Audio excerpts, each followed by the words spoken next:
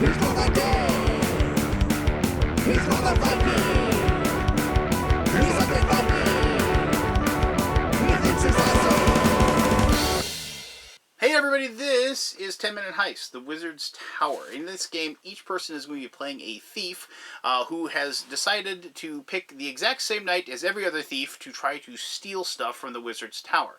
And because of the fact that you're all there and you're making a lot of noise, it's only a matter of time before the wizard wakes up and he's going to go ahead and turn you all into newts or something like that. So you need to race out of the tower, grabbing all the treasure you possibly can before you make your way out to safety. Now, each person is going to take a turn. They're going to work their way down the tower. And they're going to claim a different card that is going to be a different type of treasure. Once you get all the way out, depending on the type and number of the items that you grab, you will then compare your treasures to everyone else, and whoever scores the most points will win the game. It is a very fast, very quick game. It is, as they say, a filler, but I found this game to be a lot more, like a lot more meat on the bone than most fillers. But let me show you how the game is played, and then we'll come back to that comment, and I'll explain why I feel that way. Alright, cool. This is 10-Minute Heist, and it is called 10-Minute Heist because it literally takes you about 10 minutes to play. This is as filler gets, but man, this game is quick, it's fun, and it's really kind of brilliant in its own way. These cards that you see in front of you are all created randomly, as far as this is the tower that's created. The tower will be 8 floors high. The top 2 towers will have backs that look like this. They are lit. That's just because those are the specific cards that they want in those top 2 floors. You can notice that I have some extras here, and I'll explain what we do with those extras here in just a minute. The bottom 6 floors will have a back like this, meaning that they are not lit. There's no lights in them, and that, once again, just makes it so you know that these particular cards will be floors 3 through 8. You do remove a certain number of cards, depending on the number of players, for the lit cards, and you take 2 cards from the non-lit cards, and you put them back in the box without anybody knowing. That's basically because as you play the game, you will start to learn how many different cards there are and what their numbers are and what have you. So the whole point of the game is you're trying to claim as much treasure as you possibly can to make it out of the tower, and then you total up and see how many of each treasure people have. Now, and you can probably see there's these scoring tiles over here, and I'll talk about those in just a brief moment. Now, what you do with the remainder of these tiles are that each person is going to pick one, starting with the person that's going to go last. You determine first player, however you're going to determine first player. They're going to take one of these tiles, so they take, say, like this, the Sunstone Phoenix Feather here. And they're going to take that, and they're going to put that down in front of them face down. They hand them to the next person who does the same thing, hands it to the next person who does the same thing, until finally the first player takes one, and then there will be cards left over, and those will get placed back in the box as well. This card that you have face down in front of you will remain face down until the end of the game, when you will reveal it when you determine the points and how many points each person gets. Then, starting with the first player, each person will start working their way down the tower. You don't have to work your way down the tower. You can say, I'm going to stay at this level, and you can take a card, and you take the card and you put it in front of you. You can skip floors as much as you want. The only rule is that you cannot go back. So you couldn't go down here, grab the Amulet of Nay, and then say, I'm going to go back up here, and I'm going to grab the Celestial Tarot. You can't do that. You have to, as soon as you go down a level, you are stuck as far as going down that level. You can't ever backtrack. Now, if you might have noticed over here, these scoring cards, there's 2 here that say the first person to exit is going to get 2 extra points. The second person to exit is going to get 1 extra point. As you probably have guessed, if somebody goes all the way down to here, and maybe they take the Mirror of Sorrows here, and then on the next turn they go here and they head to the bridge, and to the first person there, they get to claim that particular award for being the first person to leave. So you can kind of see there is a timing thing. You don't really want to just be staying around and working your way and taking your time, because 2 points can really make a difference at the end of the game. Mind you, remember, all these things that have these numbers on them, they are not going to do you any good. The only thing that matters is scoring these points over here for these scoring tiles. Now, talking about these really quickly. So, These scoring tiles, so like this one, as you can see here, it's worth 6 points, and it has this book on it. So as you probably have surmised, there's treasures within this wizard's tower. Like here, the Book of Spells, that it has a book on there and it's 5. Or, what is this? Flamel's Formulas, which has a 4 on it, and so forth. Each person, after everybody's left the tower, so each person finally makes their way to this bridge tile and they leave, each person will go through all of their treasures, including the one that they'll turn over and show, and they total up the total number of like points as far as like these numbers are, for starting with like the books. And whoever has the most numbers as far as the books will get 6. And then you're going to do the next thing for these gems. You're going to next thing for this Ankh, and then this little shell here, and so forth. Now these over here, this thing has 2, 3, and 4. The 2, 3, and 4 scoring points for 5, 4, and 3. You score those for having the most number of cards that have this number on it. So if you have a bunch of these cards that have a 5 on it, like this one here, you will be able to and you have the most number of those cards, then you will get that 2 points. Now, if 2 people should tie for any of these particular combinations, like there are 2 people have 8 of these or whatever. You can't have 8, I apologize. Let's say 4 of each of those. Then nobody would score those points, so you just flip it over and to show that nobody has scores those points.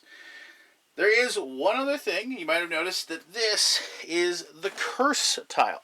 And you can see this one is going to be worth -3 points if you have the most curses. As you can probably guess, the Wizard's Tower has lots of things inside of it that will curse you and try to do bad things to you. Some of these tiles, as you can see here, they aren't so much bad for you because, look at this. You get to discard any card in the tower.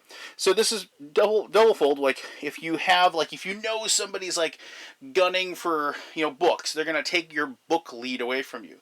You could use this to discard, and let's say they made it down to here. And this is the only book that's left. You could use this to discard that book and get rid of it. And then they wouldn't be able to claim any more books.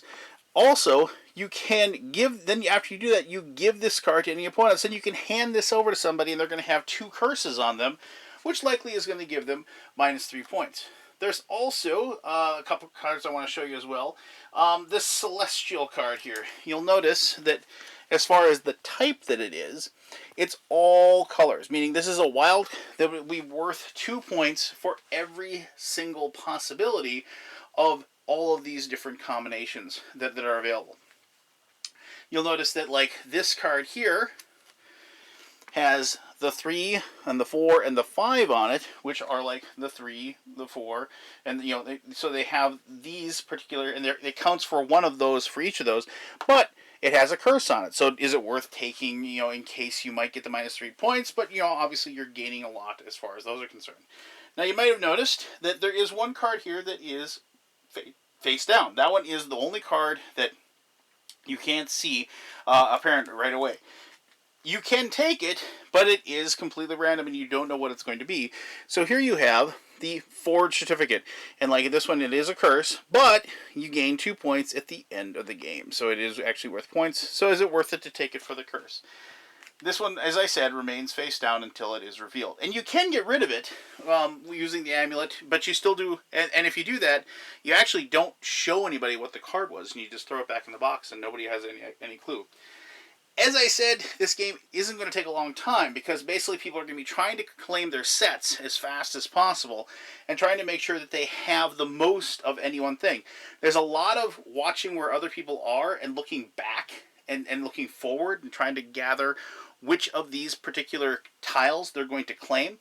And obviously, especially with lots of people are going to be grabbing the good stuff quickly and efficiently, and hoping just to maybe then, cash in, get a lot of these potions or get a lot of these onks, get those points and get out first, so then maybe they can get that first to exit. It is a game that you can set up in less than 2 minutes, and then you play it in less than 10. It is the perfect filler as far as I'm concerned. I love the theme. I love the look. I think this is kind of set in that same Village of Valeria universe or whatever. And all these daily Magic games are using the same kind of art and everything, which I really like. I like that they're kind of thematically trying to keep everything together. If you're looking for a really fun game, I think you'll like this one. But let me talk more about it in my final thoughts. All right, thank you for taking the time to learn how to play the Wizard's Tower. It is not a difficult game to learn. You basically have two rules. I mean, other than like the specific cards that might have a specific power or things that happen, there's two things that you do. You move down the tower and you claim a card, and it's all about deciding whether or not which type of treasures you're going to be going after, and there's a little bit of bluffing going on as well. I mean, as far as your hidden card that nobody knows what you have behind the hidden box, if you will. It is one of those things where you there's a little bit of mathiness to it, as far as kind of watching what other people are taking, and seeing whether or not you have the capability of being able to beat them to the punch, being able to collect more than they do before you get to the bottom.